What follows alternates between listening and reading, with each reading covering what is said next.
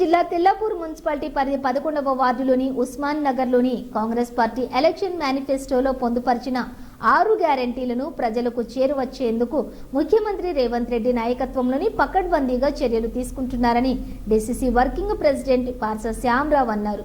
ప్రభుత్వం ఏర్పడిన 48 గంటల్లోనే 2 పథకాలను అమలు చేసి మిగిలినవి అమలు చేసేందుకు కృషి చేస్తామని ఆయన అన్నారు. డీసీసీ వర్కింగ్ ప్రెసిడెంట్ శ్యామరావు ఆధ్వర్యంలోని ప్రజల పాలన కార్యక్రమాన్ని ప్రారంభించారు.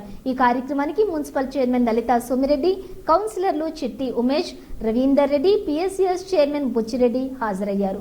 ఈ సందర్భంగా ఆయన మాట్లాడుతూ ప్రజలు ప్రభుత్వ ఆఫీసుల చుట్టూ అధికారుల చుట్టూ తిరగకుండా అధికారులే ప్రజల వద్దకు వచ్చి వారి సమస్యలన్నింటినీ తెలుసుకుని వాటికి పరిష్కారం కొరకు అధికారులతోటి నివేదిక తయారు చేయబడుతుందని అన్నారు.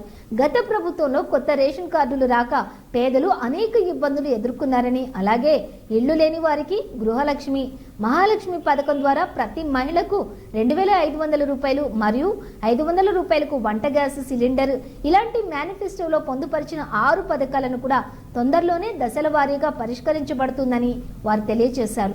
ఈ కార్యక్రమంలో స్థానిక నాయకులు, సంబంధిత అధికారులు, గ్రామ ప్రజలు, మహిళలు పాల్గొన్నారు.